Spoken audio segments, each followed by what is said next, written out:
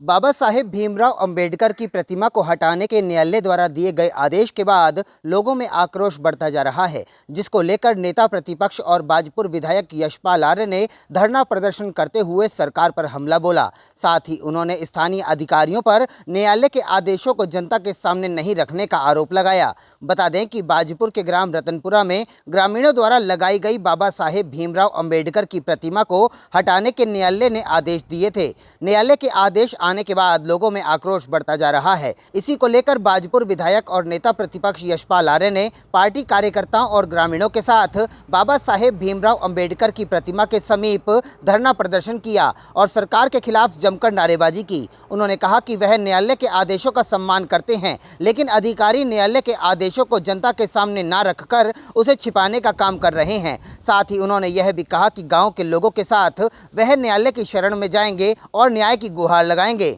रतनपुरा गांव अनुसूचित गांव है और सब गरीबी के रेखा के नीचे निवास करते हैं, गरीब लोग हैं। और हमारे आदर्श हमारे मसीहा बाबा साहब डॉक्टर भीमराव अंबेडकर जी हैं।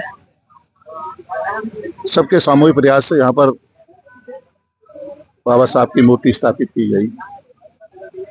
प्रशासन का कहना है कि माननीय उच्च न्यायालय के निर्देश हैं कि इस बाबा साहब की प्रतिमा को यहाँ से स्थानांतरित किया जाए, हटाया जाए, लेकिन कोई आदेश लिखित तौर पर प्रशासन द्वारा नहीं दिखाया जा रहा है। हद हो जाती है जब प्रशासन रात के अंधेरे में 11-12 बजे आकर इस मूर्ति को हटाने के मौखिक निर्देश देता है और यही कहा जाता है कि आप सब लोगों के खिलाफ कानूनी कार्रवाई की जाएगी। लेकिन मैं विगत साल भर से देख रहा हूं कि इस जमीन को और इस मूर्ति को मूर्ति में काबिज होने के लिए एक राजनीतिक दल के तथाकथित नेता जो यहाँ के बाजपुर से जिनका कोई सरोकार नहीं है, वो आकर भी यहाँ के हमारे रतनपुरा के जो यहाँ के प्रतिनिधि हैं, जनप्रतिनिधि हैं, उनको डराना धमकाना और जमीन खाली करने के लिए दबाव बनाते हैं। तब भी हम उनके साथ खड़े थे, रतनपुरा की महान जनता के साथ खड़े थे। और आज मैं कहना चाहता हूं कि प्रशासन को आकर स्थिति साफ करनी चाहिए। और आखिर है क्या, अगर न्यायपालिका ने कोई ऐसा निर्देश दिया है तो उसकी प्रतिलिपि लाकर